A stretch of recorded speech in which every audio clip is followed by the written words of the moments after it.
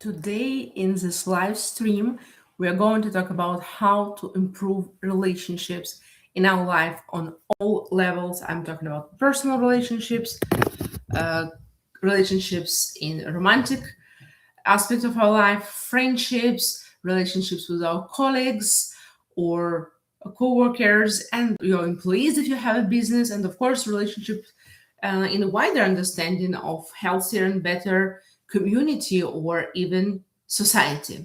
So I think it's a very important topic, and I think it can be very useful for every person to listen to things I'm going to talk about today. So please stay tuned. My name is Alina Miropolsky. I'm decision making and spiritual coach, and I offer decision making coaching that helps my clients to make clear, intentional choices and changes in their life that feel true to their souls. And today I thought, what can I talk about that will be super useful and super helpful for many, many areas of our life? And actually, I came up with an idea to talk about relationships. It's always a hot topic. It's always relevant. It's always important because we all live in society. We interact with other people on all aspects of our life. I mean, in personal life, in professional life. We also have like larger communities, and we have a big society as a country. So I thought that it's important to talk about all this together because actually our communication with and interaction with other people on all levels and in all aspects of our life has a lot in common. And that is why I thought that we will talk about it all together today. And I hope you will like it. And I hope you will learn more things that you can apply in real life.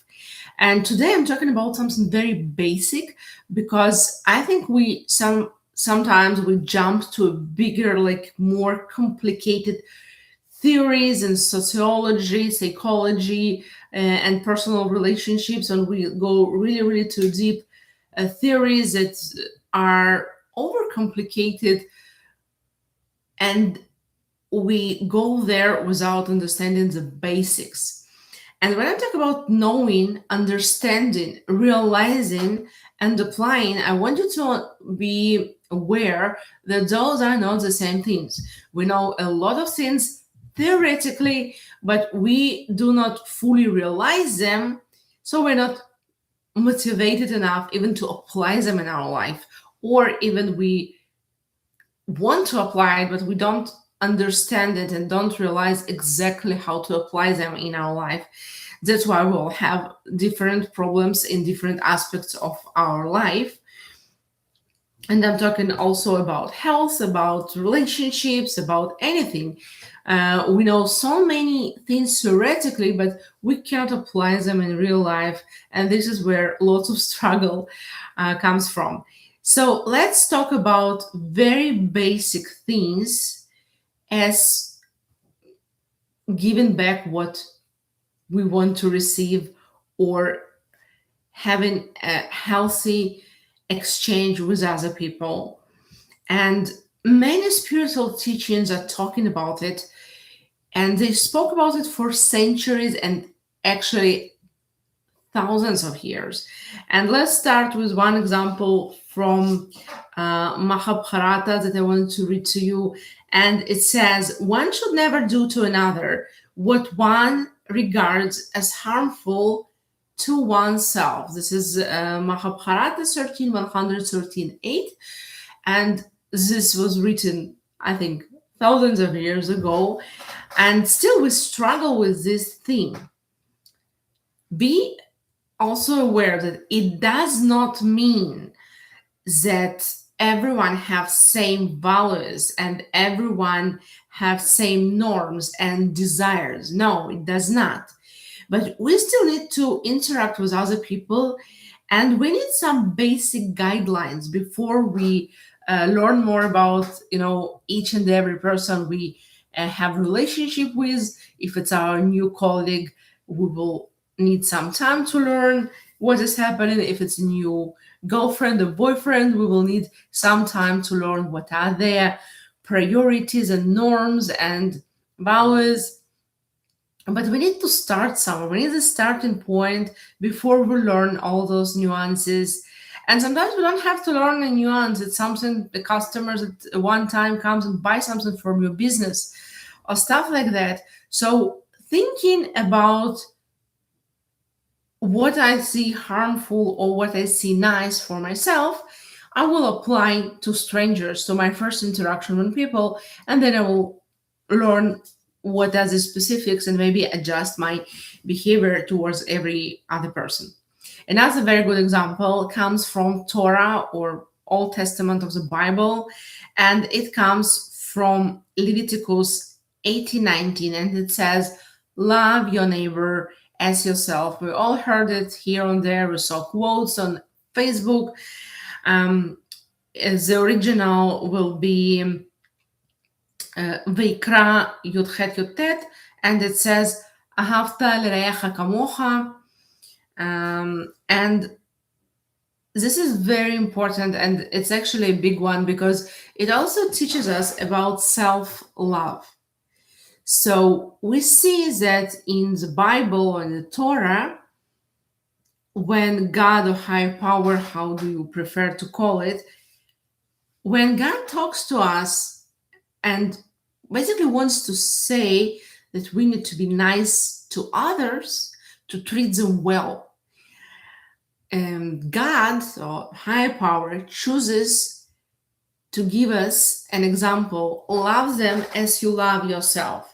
What means that loving ourselves is not like a new, fancy, trendy, selfish thing, but something very ancient, something very normal that was sort of a default behavior, when sort of self-preservation instinct or something, self-care, loving ourselves is normal. And when God wants to say that we should treat other people well, it gives us this guideline: love them as you love yourself.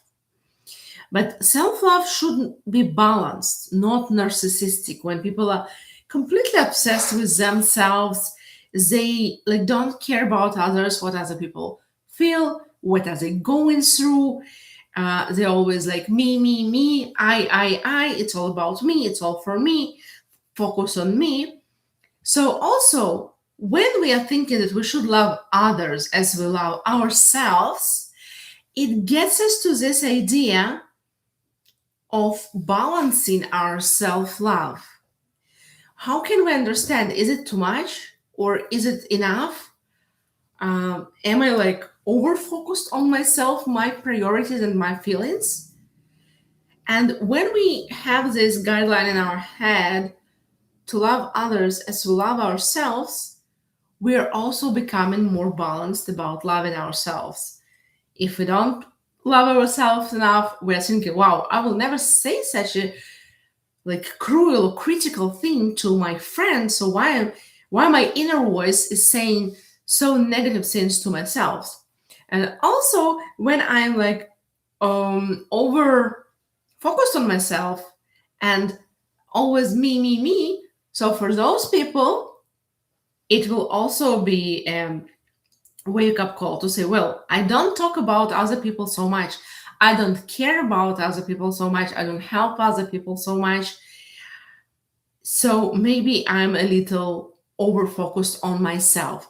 So this is very important. So we see this idea of love your neighbor as yourself, ahavta l'reacha kamocha, as idea of treating others well, loving ourselves, and at the same time not becoming narcissistic, because we will remember other people exist and they matter. So this is a very beautiful ancient wisdom that can be used in modern day psychology, spirituality, self-help, wherever you call it.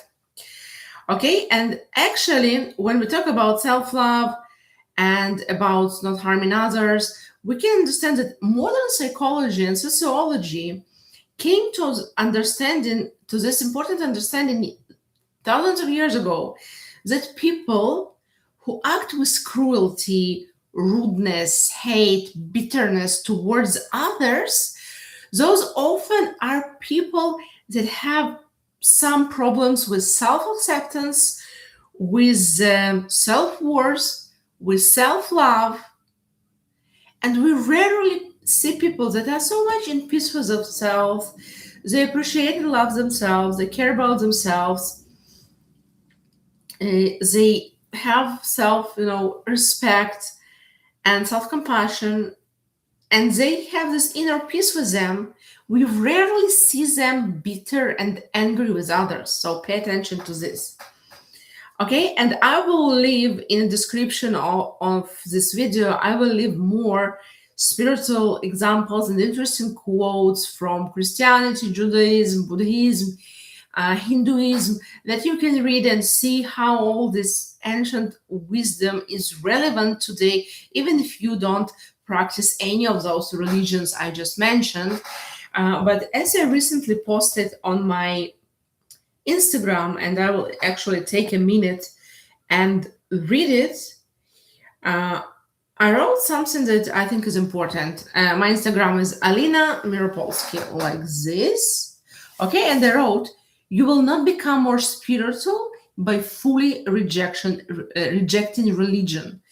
Ancient texts written thousands of years ago hold timeless wisdom for all. And I really believe that there is wisdom for all. We do not need to practice any religion or switch to any religion, but we can search for those seeds of wisdom that we can take and use in our everyday life. Okay, so let's continue talking about why loving ourselves and thinking what is good for us and not harming others and not mistreating others, not doing to others what we will not do to ourselves is so important. In what aspects of life it helps. Okay, actually it helps with many countless aspects of our life, but I was thinking about major 4 I want to talk today because I don't want this video to last for hours. We can continue this discussion if you will write me in comments that you want to talk about it more, to hear more, to learn more, but let's focus on why it matters and why it's so helpful. So first of all, we will talk about understanding that I matter and others matter. Again, we know this theoretically. It doesn't mean we realize it, and it doesn't mean we apply it in our life. Okay, so let's go from this. I would say when we were children, our parents were doing things for us. They were doing everything for us, and like giving us a bath, giving us food, helping us with our clothing, to dress up, to like helping us in everything you can even imagine, going with us to a doctor, going to a playground, like everything, all our needs were met by our parents. Of course, I know that unfortunately not in all families it happened, and my heart goes to children and to adults that their needs were not met in childhood when we talk about parents. But let's for a second focus on more standard situation when parents are doing the basic things the children need, like safety, food, giving the child a bath, going with the child for playground or seeing a doctor, and all these things. So they were not asking anything in return, sorry. So they were not asking anything in return. And in this period, we learned that we matter, and everything we want is given to us without giving something back. This is where from this children's egoism come from. Yeah, the selfishness. They're so selfish, people say, like when you talk about children. But when we talk about children, we forget that children learn that we give them things as adults without them giving something back to us. For example, it's in many families, I see that you give gifts to children on holidays. Children don't give gifts to adults. So I think it's a very good idea to make children as young as possible think about what they will gift, maybe some drawing or some little handmade something that children do, and giving it back also a gift to adults. But let's focus on our topic of realizing that I matter and others matter. So when we talk about it, we can understand how important for children is interacting with their peers, with like at school, in children, in kindergarten, on playground, when you know not everything is your turn. Yeah, you want to play on the swing, but you need to stay in line and not skip the line because there are other kids that are also waiting, so you just cannot go around and jump on the swing. Everyone like is not, you're not more important than other kids, and you come when it's your turn. And it's very painful for child to learn that it's not always my turn to have fun, it's not my turn to get everything I want. Same that we learn to help others. If a child doesn't help other children in kindergarten or in elementary school or something, other kids will not help this child when this child will need help. Can you recall yourself when you were a child and it makes sense? Write in comments, does it make sense to you? Does it remind you something from your childhood? And also in childhood, when we were not willing to share our toys, to stay in line when waiting like in fair way for our turn, we were skipping the line, jumping on the swing. We were not there for our friends when they were like sad, they needed our support, or when they actually needed our help with something. Those friends decided that they don't want to play with us anymore. They don't want to be our friends. And this is something when we as children learn about I matter and other matters. Other people matter, okay?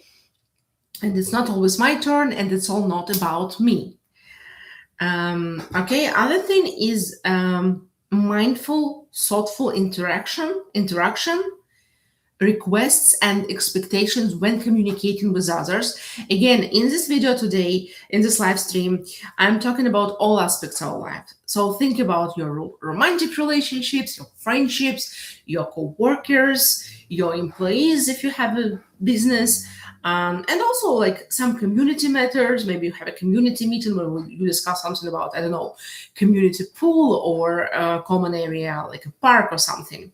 Okay, so we become more considerate with family, friends, and co-workers and our community, and even our country and society overall, when we think, what will I actually be willing to do for this to happen? Yeah, I want a better, I don't know, common area. We have a little park. Am I willing to come with everyone together, or even organize something when we come as a group and paint all the benches and improve something, maybe plant some flower beds with flowers? Am I willing to do it, or I just want it to happen so others will do it and I will enjoy it? Okay, it's also an interesting thing to think about, and I want to read you a little example about mindfulness and about requesting things that we are willing or not willing to do. So listen to this example and think, does it remind you something from your life? So let's talk about small business. And I'm reading this nice example here. So a small business has a shift. And let's say the shift operates from 8 a.m. to 8 p.m. The business operates like 12 hours. Each shift is 6 hours, okay? So the morning shift employee, let's call her Anna, comes to second shift team and asks them to leave the printer full of paper before they go. So they need to open the printer to check that it's full of paper before they leave. So in the morning when she opens early, so she comes, everything is ready and she can start working.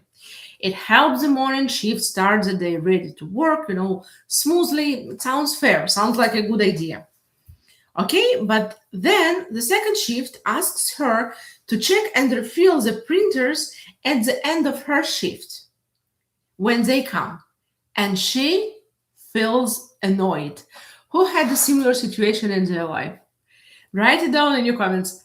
Did you have a similar situation in your life when you asked someone to do something and they were annoyed, but they wanted you to do the same thing for them?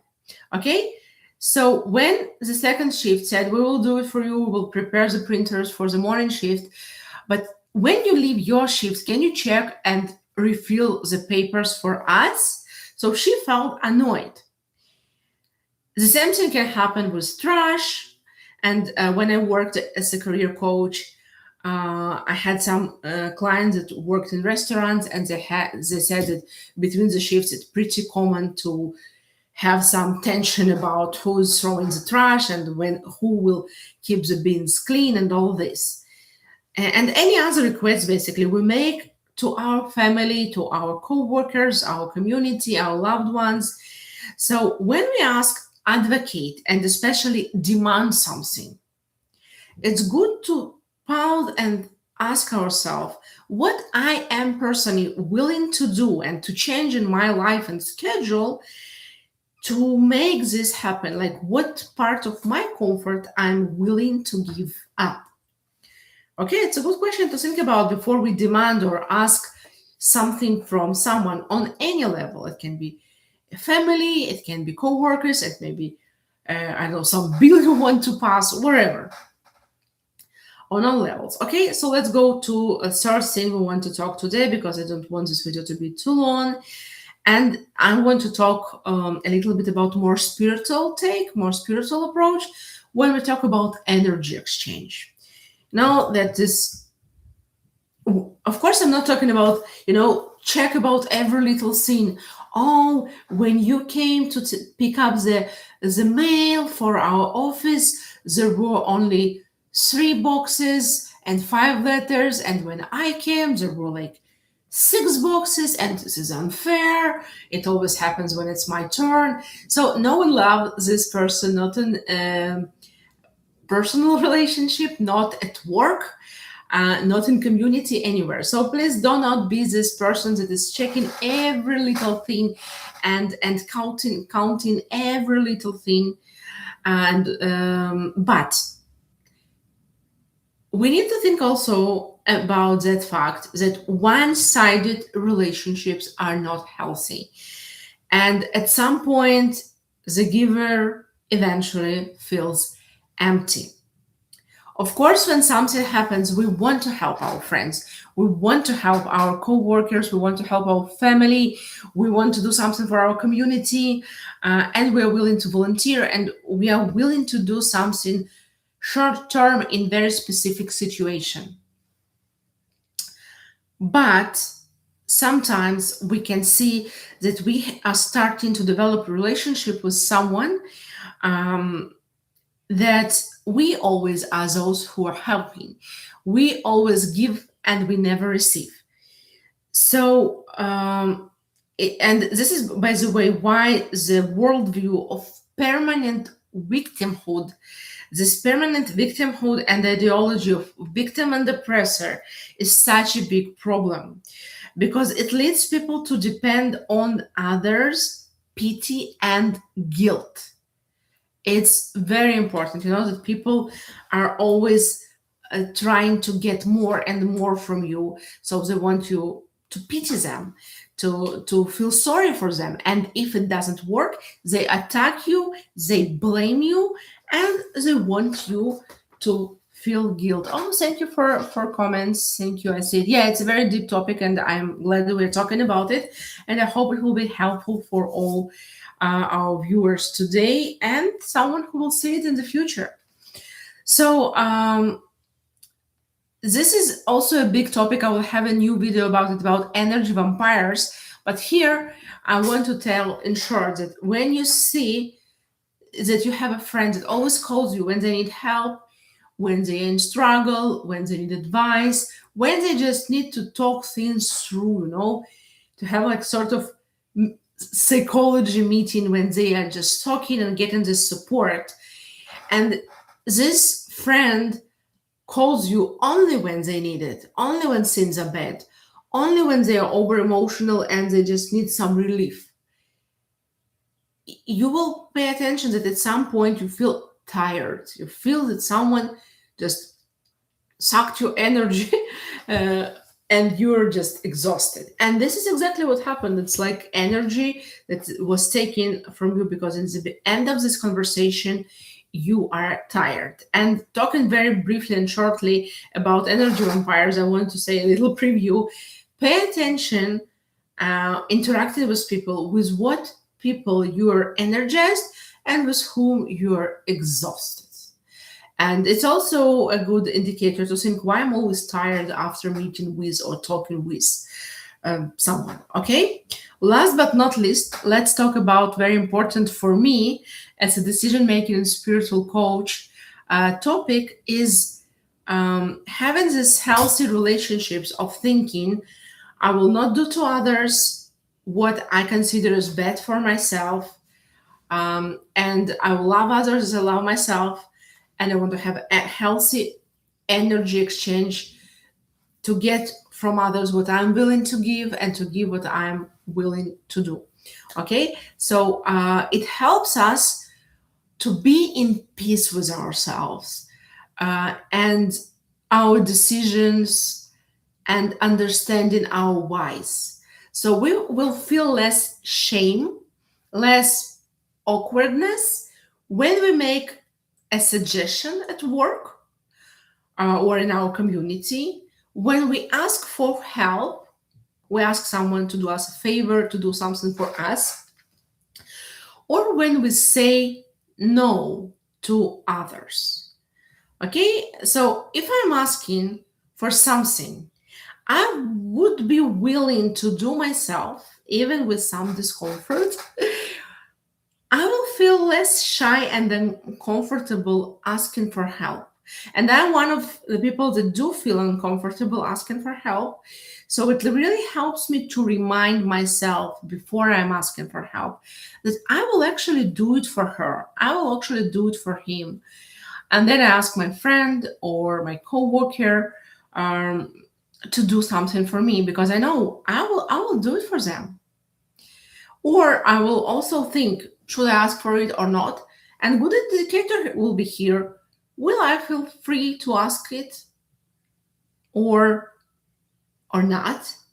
So I can easily say no, or more easily, maybe not so easily, but easier. It will be for me to say no when I realize that I would never ask such a thing from another person, from anyone, or maybe from this person specifically when we're talking about closer and less close relationship. Yeah. For example, there are things I'm willing to do to my close friends, to my husband, to my, I don't know, good neighbor, but I'm not willing to do for someone I just met or someone at work that we barely communicate. So yeah, it's really helpful to know if I'm not asking too much or if person is not asking too much. And if someone is asking too much, I will feel more comfortable to say no when I know that I will not ask him to do such a favor for me. So he is asking too much. Again, it's okay to volunteer, to help other person if you want. Yeah, but it's important at the same time to be aware that I'm doing something extraordinary here. I'm like doing a big altruistic thing, something not regular. It's almost like volunteering. I'm doing a big thing here. And also, do not be ashamed to receive help if someone suggests you help, even if you're not sure how you will return it. When you will have opportunity, you will donate money, you will volunteer, you will do good to the world. But if someone suggests you some help and you need the help, take the help. Take the help. It's important, and life will show you in the future how you can pay back. But what I'm talking about is when we can, do not ask people things that you're not willing to do yourself. And especially don't demand it from your community or for society when you're not willing to do things yourself. So it's important to be realistic And be always aware that we cannot demand those things because I'm not willing to do it. And there is a big difference between, also when asking something, there is a big difference between a friend that asking you to stay with her kids for a couple of days because, God forbid, that she has a medical emergency or family emergency, and the friend that asks you to stay with her kids because she had a rough quarter at her work and she's just exhausted and she wants to go to Paris. I'm not saying that it's not important for her to go to Paris, but demanding or asking, even asking for help from relatives or friends, in this case, is less appropriate. And maybe she should have saved money for 3-day babysitter or something. It's not emergency. It's something she could have planned for herself. And especially pay attention, when you have this friend that is asking you to stay with her kids for 3 days, and she goes to Paris or she goes wherever she needs, even a family emergency or hospital, but she's not willing to stay with your dog for a couple of days when you need to go somewhere. It's not about counting every little thing. It's about thinking, what sort of relationships do we have with this friend, and how friend she or he really are. If I just stayed with her kids for 3 days, and when I needed, she said she cannot stay with my dog. It also put relationships in a perspective, because sometimes we are over romanticizing relationships with people we love and we like, and maybe they don't see us as so close friends as we see them. Okay, so this is important to understand what is realistic and appropriate to ask, and how the behavior fits the situation. And from there, we navigate with more clarity and confidence, and helps us to avoid unnecessary self-doubt and inner conflicts. And also, it makes us more comfortable to ask for help. It's okay to ask for help, especially when we know that we are willing to help when our friends or colleagues or wherever family members will need our help too. And I want to give you a real life example. Years ago, I lived in Washington State, and we had a lake in our neighborhood, but the common park was only in one spot. So when I live a second row from the lake, so I needed to go for 10-15 minutes to pass the first row and to get to this common park. Okay, and this is what basically all people were supposed to do and were doing. So the lake is close, but the first line are private properties and you need to pass them, and there is a park in the middle when you can get. So one morning, a neighbor posted in our local group that she woke up, she went outside to her backyard, and she saw a guy sitting on her waterfront deck. So she approached the guy and asked him, what are you doing there? By the way, I do not recommend you approaching strangers. If you see them on a backyard, just close the doors, call police. It can be really dangerous. It's not the safest thing to do to talk to strangers that for some reason is in your backyard.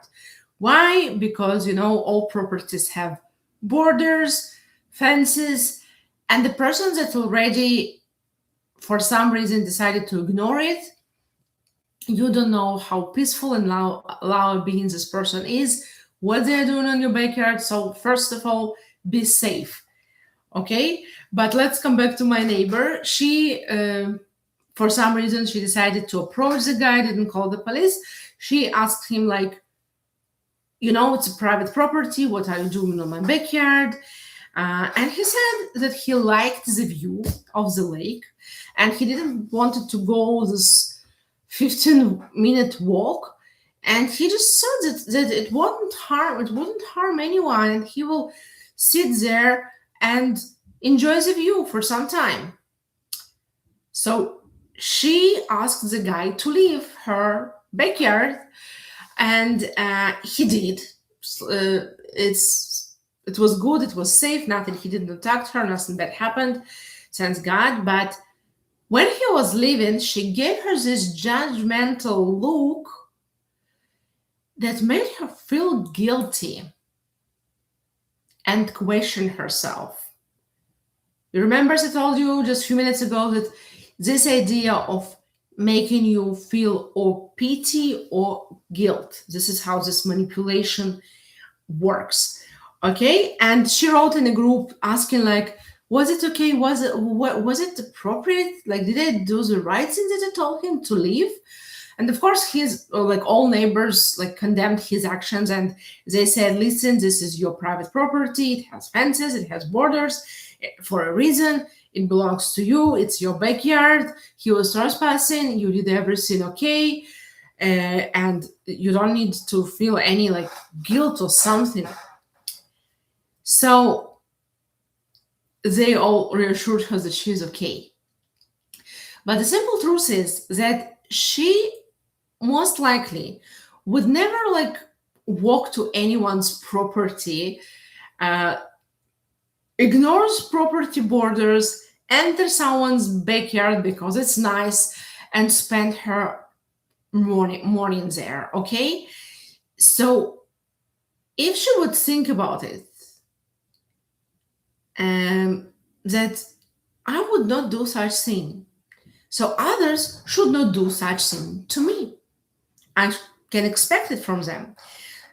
This is my like realistic, normal expectations in our community, that we do not enter each other's properties.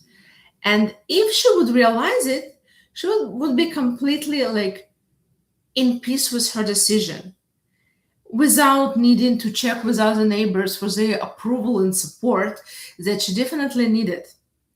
So realistically, we also don't know, even if he would allow someone to do things that he did, maybe he would just call the police if someone would come to his backyard or his, I don't know, balcony or wherever deck, wherever he has it on his property.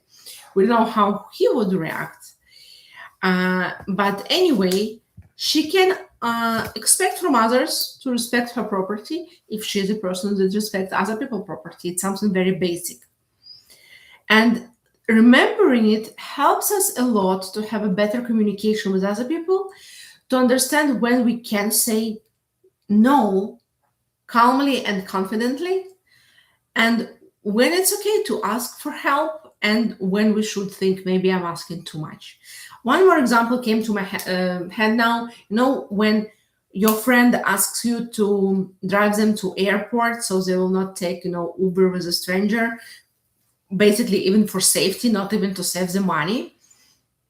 So if your friend asks you and you agree, so it's also okay for you to ask them. But if you gave your friend a lift a few times to the airport, and once you are traveling, your friend is telling you that he can do it, so it's also a topic for reflection. Is it okay? Okay, and if I'm not willing to lift my friends to airport, so probably I will also not ask them to give me a lift to airport. Does it make sense? Write me in the comments, what do you think about this airport example? For bottom line, I want to say that when we think deeply about our own standards, what we ask from others, what we are given to others, and having this healthy energy exchange with people on all levels, so we would genuinely like do better things. We will have better communication. We will create healthier relationships with our loved ones, with our colleagues, within our community, and on a higher level as a country, within our society. So with realistic expectations from ourselves and others, life becomes more balanced and our communication more genuine and warm. This is how we build a healthier world, healthier relationships, one interaction at a time. That's pretty all what I wanted to say today. I will really, really appreciate your feedback. What do you think about this topic? And I think this basic thing helps us so much with boundaries, with narcissism, with healthy energy exchange, with so many aspects of our life and interaction with so many people in so many areas of our life. So I will really appreciate your feedback and your suggestions for future discussions. I hope this live stream was helpful, inspiring, and informative. Have a wonderful day. Please like this video, subscribe to my Alina Miropolsky, the Person of Spirit Center channel, and stay tuned. Bye-bye.